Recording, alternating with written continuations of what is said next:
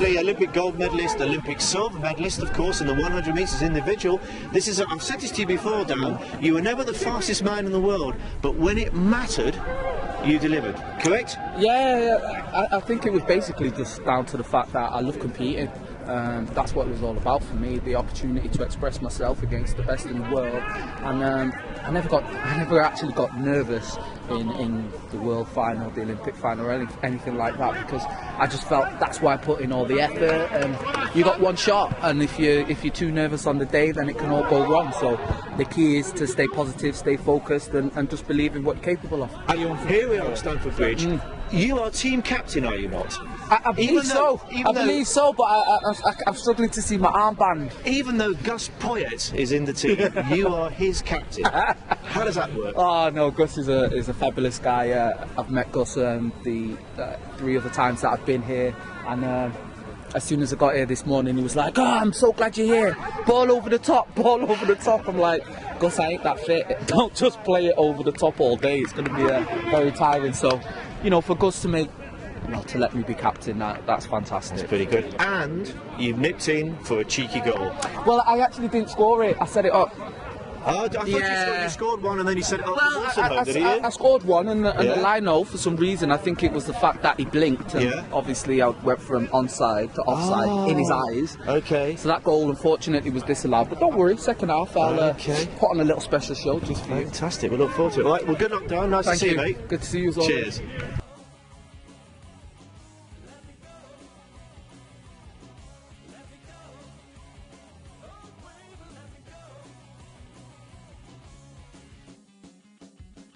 Deayton, who's had a runabout, a little bit sweaty, but shows the sign of a committed man.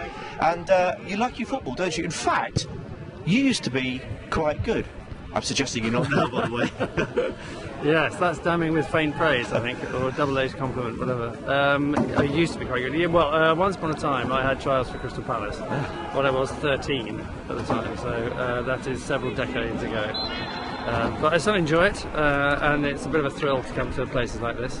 Yeah. Did you have aspirations to be, when you were 13? Was that your dream, to be a footballer? I think it was, yeah. I think it's most boys' dream to be a footballer when they're 13. And then you come to the realisation around 14, you're never going to be good enough. So, yeah, I didn't really have any genuine expectation of being a professional, but obviously I still dream about it now. Yeah, well, and being able to play alongside ex-pros. Yeah, fair enough. Now you look up at a lot of these sort of events, don't you? I mean, you play at the big Robbie Williams event quite a lot.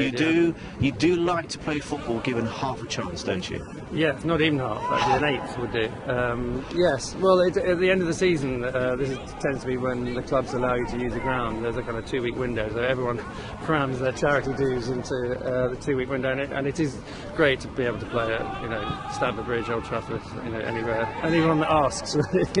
What's interesting about a day like today is, I mean, there's no reason why you guys shouldn't be good at football, but there are some genuine footballers, celebrity footballers out there. We've just been watching Omid Jalili. I mean, he's got a sweet left foot.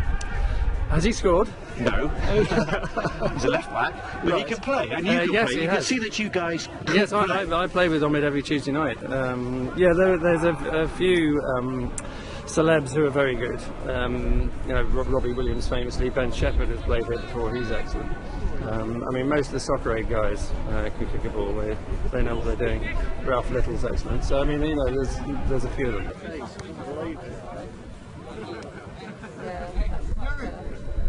Do you do this a lot? Do you get the chance to sort of play at these Stamford Bridge type pitches all the time? I've played in a few charity days. I played at Wembley. I didn't actually score a goal at Wembley once. Did you? It was off the shin, so I'm claiming it. Yeah. Very good. Yeah, played at Old Trafford, which is far too big. I'm not fit enough to run around there. But no, it's one of the great privileges of the job. And the good thing is as well, hopefully today we'll raise something between 20 and 40 grand for the Cystic Fibrosis Trust, which is, yes, lots of people get to play football, but that's the really important thing, isn't it? Now, are you just a casual footballer? Are you? Because a lot of these guys here, it turns out they sort of had trials when they were 13 for Crystal Palace. Like Everyone's had a trial. Everyone's had a trial. Have you had a trial?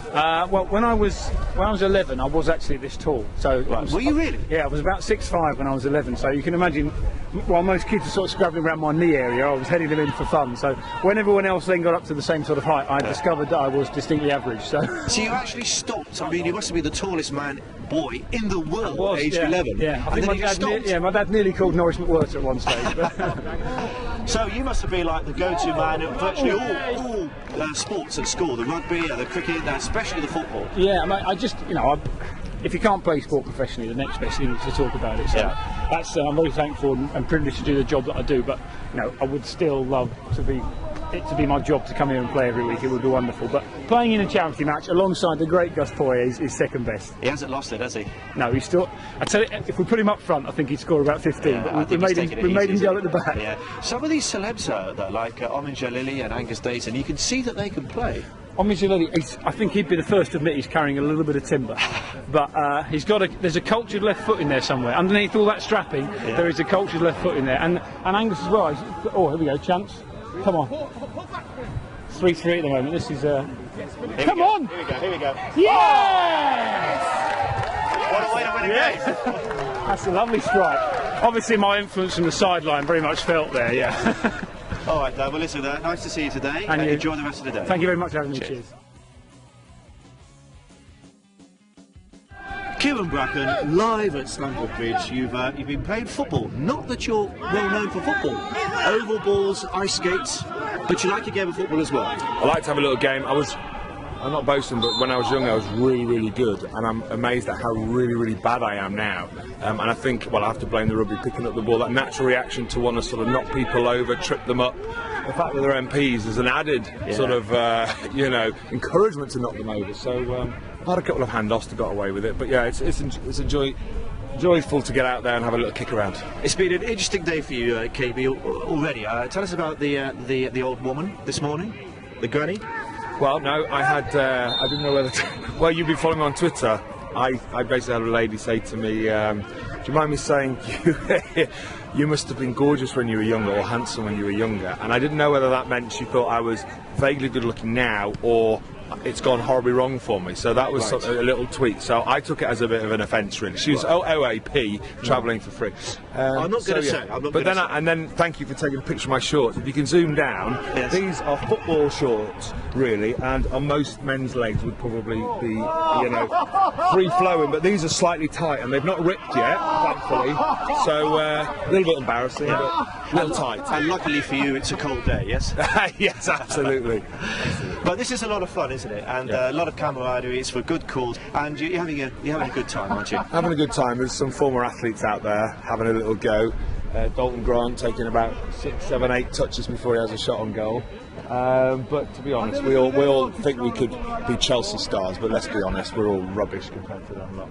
Okay, and how's it going for you? You've got some ice skating coming on? Doing a bit of ice skating in the Isle of Wight, Ice Party champions, and we're doing stuff in Blackpool, Kyran Bracken's Ice Party. So if you want to look online, have a look. I'd love to see you in skates. You've tried a lot of sports, but that's one sport you have to try. Let me go.